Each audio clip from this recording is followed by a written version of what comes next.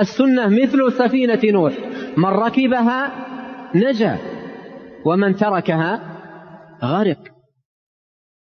الحمد لله والصلاة والسلام على رسول الله وعلى آله وصحبه أجمعين. أما بعد. As to what proceeds, once again we need to study the classical text known as al-Usul al-Thalathah تعليم الصبيان التوحيد. We stopped at question number 4. With question number 3 in the Arabic text, which was وَمَا مَعْنَى اللَّهِ, what does Allah mean?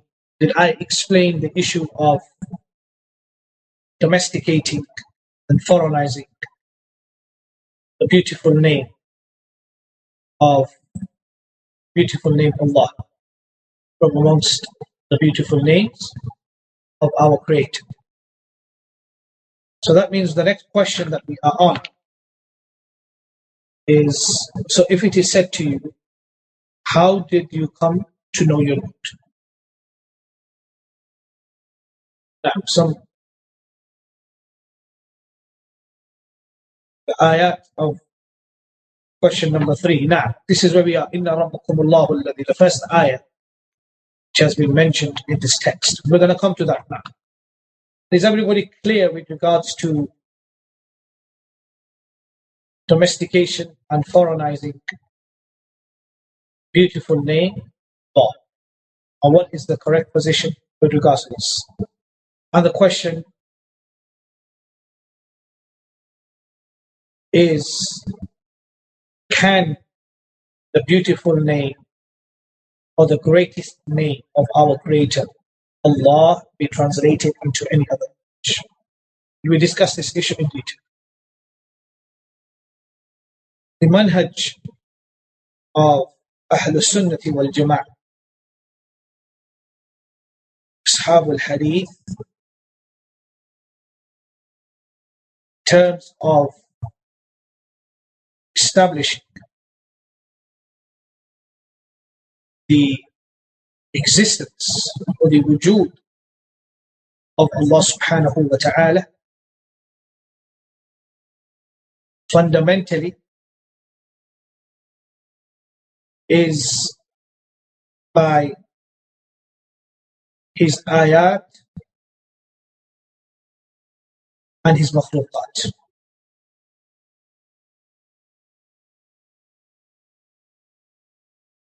This is the manhaj or the methodology of Ahl-Sunnah, that when they dialogue and discuss with the atheists, with people of other faiths, or when they discuss with those who claim to be Muslims or ascribe themselves to al-Isla, meaning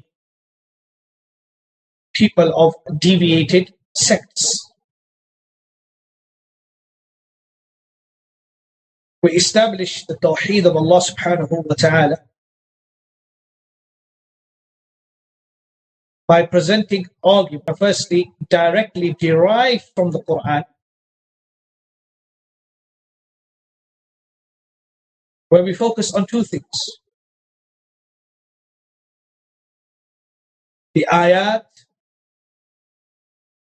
and the makhluqat. Zawad, clear. A lot of you ask this question of how to dialogue with Christians. If you are to have a discussion with an atheist and you want to establish the existence, the wujud of Allah, or if you want to know who Allah subhanahu wa ta'ala is, this can be established by contemplating and reflecting upon His Ayat and His makhluqat. Zawad, is that clear so far? it is important that you understand the correct methodology when it comes to giving da'wah. As social media is full of quacks and those who adopt philosophy, Indian or Greek philosophy, or theological dialectic discussions, ilm al-kalam, or mantiq, rhetoric. Are you students following what I'm saying? Because it seems that maybe I'm not getting through to the students. Do you understand our methodology? Because I get asked this question so many times. So understand, when it comes to rational proofs, al-adillatul aqliyah, and when it comes to utilizing the intellect, the aql, it is utilized and it is used with its restrictions. And the creator and the maker has told us when and how to use our aql, knowing its restrictions, because he is the one who created this aql. The word ayah, ayat, is singular, mufrad. And the plural form of ayah or ayatun is ayat. The word ayah in the Arabic language has 6 meanings. How many meanings?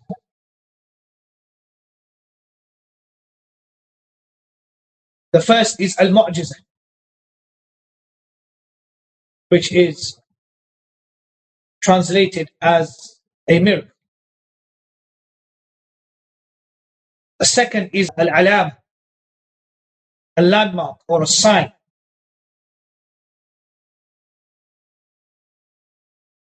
The third is al-ibra, to take heed.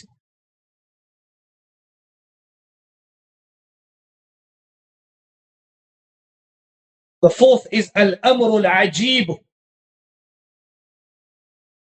which is an astonishing matter or affair. The fifth is al-jama'ah, congregation, or to congregate or to come together.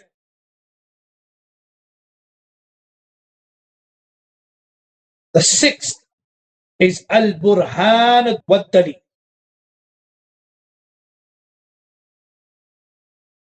al-burhan wa-dalil,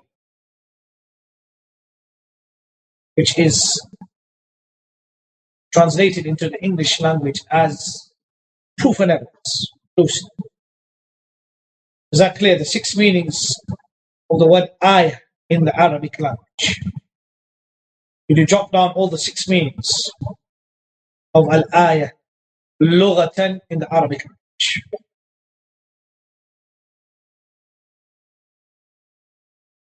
The appropriate meaning in this context refers to al-burhan wa-dalil, evidence and proof. Ayat here refers to evidence and proof of the existence of Allah and a creator.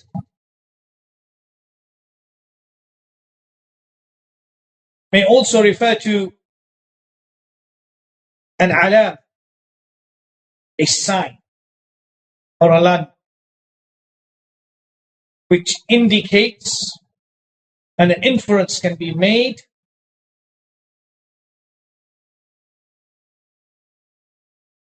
that the creator of such a thing is only Allah. Only the creator could create something similar to this. Well, are we clear so far with regards to ayah?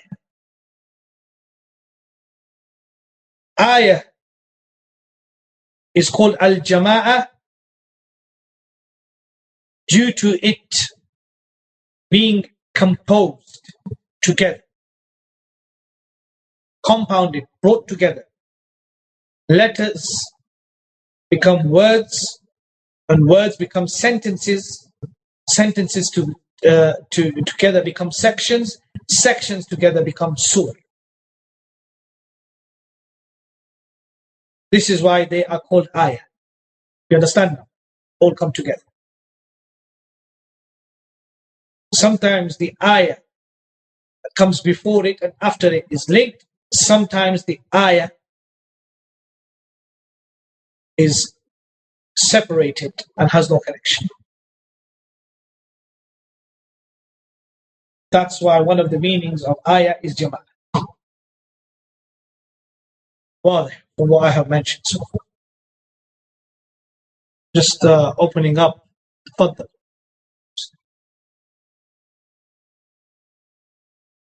One of the meanings of ayah is al-Mu'jizah, which is translated as a miracle. Yes? Which in the English language is also known as the inimitability.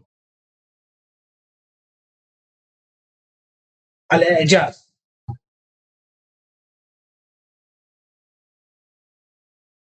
The inimitability of the Quran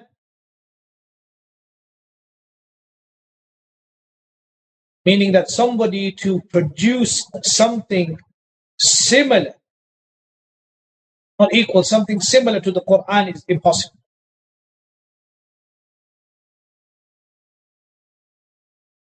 And the Ijaz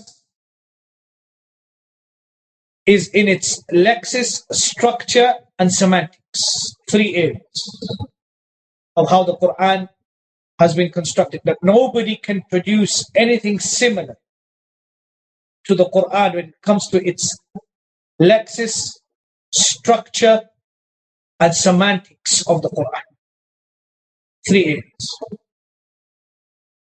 As al-Sunnah wal Jama'ah believe that the Quran is غير مخلوق, it is not created, it's a sifat. It's an attribute from the attributes of Allah, it is the speech of Allah. Well,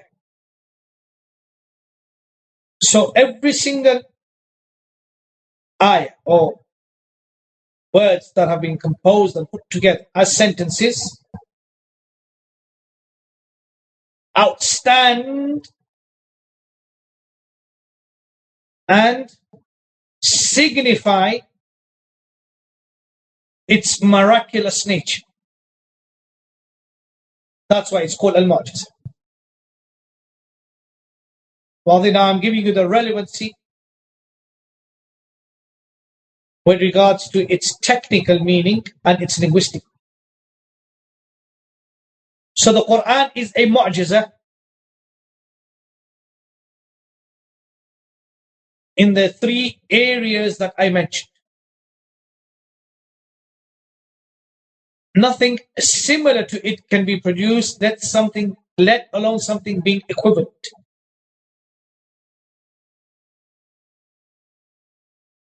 Well, exactly. So do we understand the relevancy of the word ayah and al-Mu'jizah?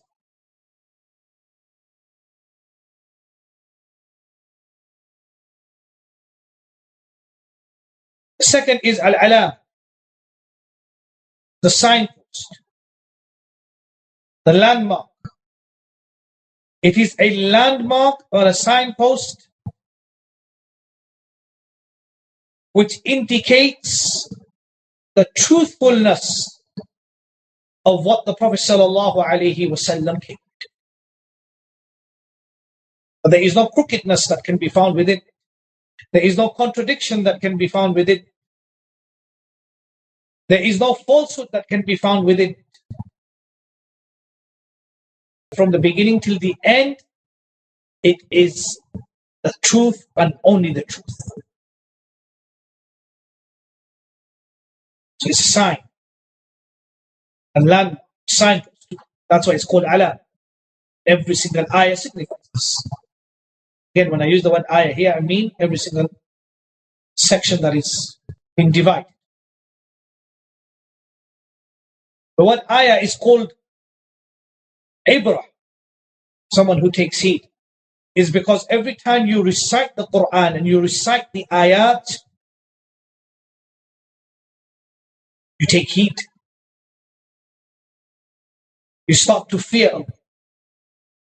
You start to hope and wish for the promises that Allah has promised. This is when the ayat are recited.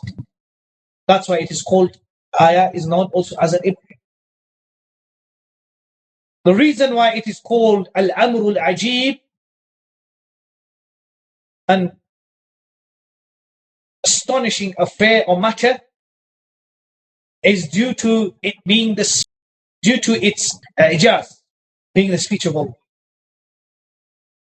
Because there is nothing like it. Well, that's why it's called al-amru al-ajib. It's inimitable. You understand? Due to it being inimitable, it is known as something which is strange from the other things that we have. Nothing can be produced similar or anything like it. It is proof and evidence due to the guidance and the knowledge that it contains.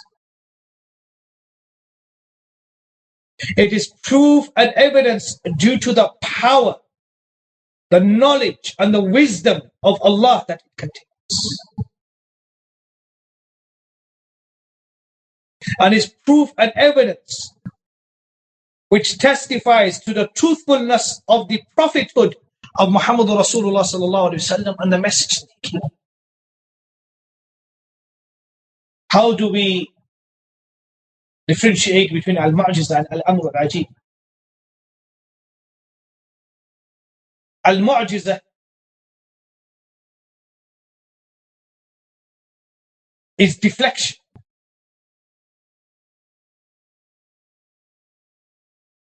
Al-amr al-ajib is that only the Quran is a book which cannot be replicated or even something similar to it, making it a strange affair from all the books that are present on this earth, including the previous books that have been distorted. Which makes it strange and ajib, only because of it being a sifa of Allah, because of it being uncreated. So Shaykh al-Islam Muhammad ibn al-Wahhab rahimahullah ta'ala, he mentioned that you can know your Rabb through evidence. Wal-Burhan wal-Dalil. And as we know that ayah is usually translated as a sign, as an alam, but that is not the only meaning that it refers to. Father, giving you the 6 meanings of the word ayah. Anybody find any relevance with the word verse from the linguistic meanings and the technical explanation that the ulama have given in relation to the linguistic and technical?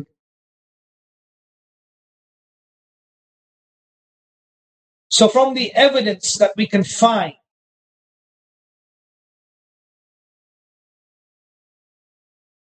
which assists us to know our Rabb, to know our Rabb here is to know that He exists, is the ayat and the makhluqat. When we say Allah is Rabbul Alameen,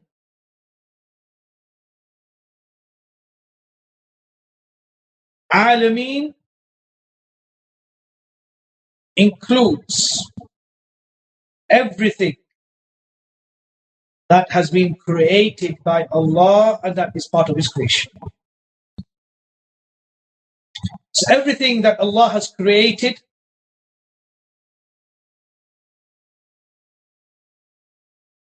is a proof and evidence and a sign of His existence and power and sovereignty. So His makhluqat is al-alam. Again, coming from the word alam. And the Shaykh, he mentioned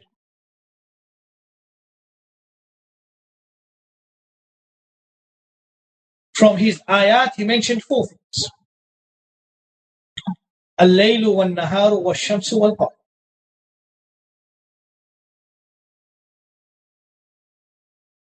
Four things have been mentioned by the Shaykh. The night and the day, the sun and the moon. And all 4 ayat are visible. So one of the specifications for this burhan and daleel is that they are visible for the one who contemplates and reflects upon them. Meaning that they are in our eyes. They are something which we cannot avoid. If we have the power of seeing, faculty of seeing. You understand? So obvious. Under no circumstance can they be denied. If somebody said to you today that the moon did not come out, or the sun has not risen, everybody would call that person a man. Yes? Or that there is no night or day.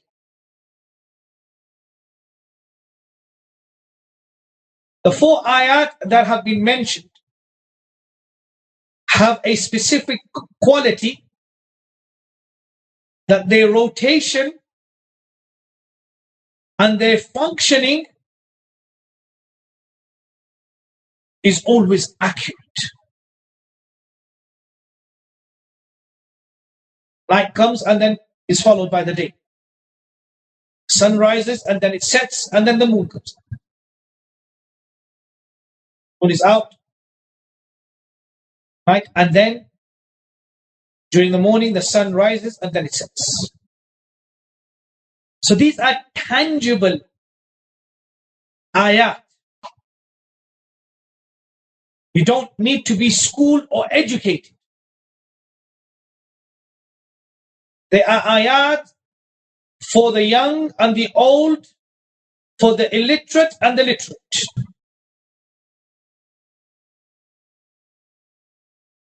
And they are ayat which are constant and continuous, visible. An ayah is something which is clearly visible without any difficulty. And then he mentioned from his makhluqat, السماوات والأرض وما فيه. And this discussion needs to be discussed. Because as-samawat is translated as heavens. And at times it is translated as the sky.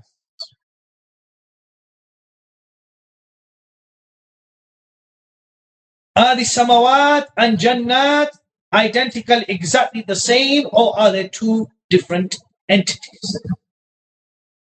This is a question that needs to be asked. Because we see inconsistency amongst translators. We know that the distance between one sky to the other is a duration of how many hundreds of years of travel. Does anybody know what the Prophet ﷺ said? 500. What we see above us, is that the sky? What we see the planes fly through, is this the sky? Distance between us and the first sky is the duration of 500 years. These are ghamam, these are clouds that we are seeing. We're not seeing the sky. What is above us is not directly above us, it's not the sky. The sky is 500 years distant from us.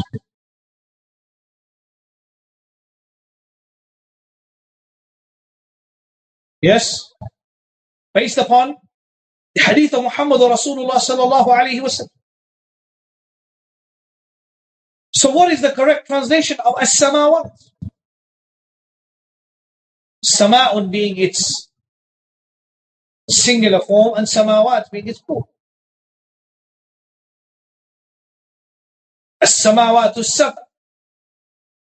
How many samawat do we have that have been mentioned? 7. So my research continues with regards to the word as-samawat. And this is an issue which needs to be addressed. Preciseness is mandatory because it is from the creation of Allah, which is utilized as a proof and evidence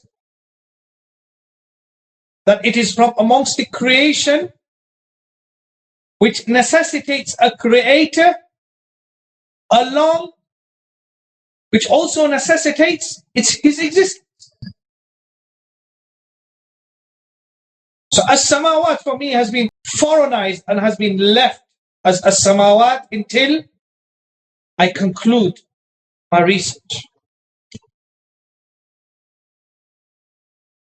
And the last conversation I had with the Shaykh before he passed away was on the issue of untranslatability. Untranslatable words in the Arabic language. And we discussed zakat, Sawm and Hajj, and Mahr. Mahr is usually translated as dowry. This is an incorrect translation. And then we were going to come to the word as-samawat, and I said to the Shaykh, bi-idhnillahi ta'ala, we shall discuss and we shall research. The Shaykh said, you research on this and bring me back your research. Because I said, I find inconsistency in the translators' translations.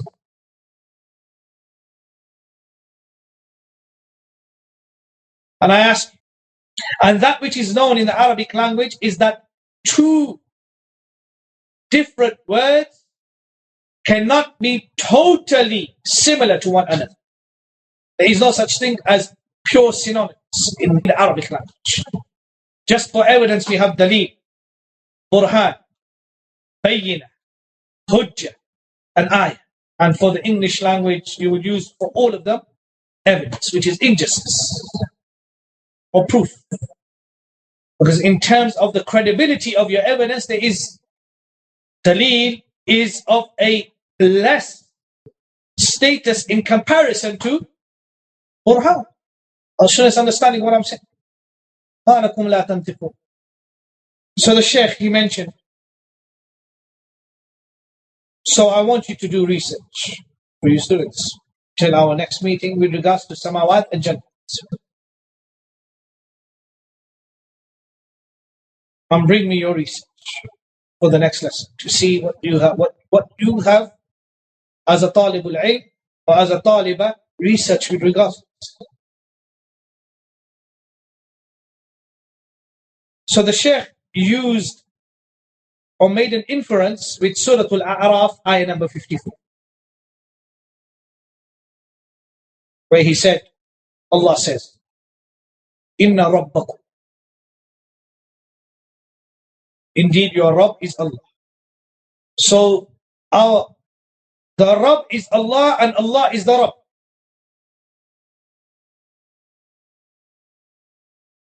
And who is this Allah? He is the one who has created the samawat and the earth, in 6 days. And then he ascended upon the arsh. And then the brother, he translated, he said, he brings the night as a cover over the day, seeking it rapidly. And he created the sun, moon, the stars, subjected to his command. Surely his is the creation and commandment. So the inference or the istinbat that has been made from this ayah is that the Rabb is Allah and Allah is the Khaliq. And Allah mentioned that from amongst His creation in this ayah, that which He created from His creation that is great. That is the samawat and the earth. And Allah mentioned that He created the samawat and the earth in 6 days. And then He ascended on the arsh. This establishes that the attribute or the sifa of ascension, istiwa, is from the sifat of fi'liyyah, from the actions of Allah subhanahu wa ta'ala. And then He mentioned in order, He created the samawat and the earth. And then He mentioned that on the earth, Allah covers, as it has been mentioned, He brings the night as a cover over the day, seeking it rapidly. يَطْلُبُهُ حَثِيثًا. So from this we understand that Allah exists. Allah is the Rabb. Because we can see clearly, it's visible to us. The earth has been created. And above us, we have the samawat. Then Allah mentions that He is Ascension. And then He mentions about the covering of the night with the day. Do we see the relevance of makhluqat and ayat and how they are relevant? Do we see the inference and the connection and the relevancy between what Shaykh al-Islam is saying and how our manhaj is with regards to establishing the existence, the wujud of Allah, and how we know Allah, because we cannot see Allah, but we know Allah and recognize Allah through His ayat and through His great creation. And the relevancy I have mentioned. Is that clear? Okay, we'll stop here. Assalamu alaikum wa rahmatullahi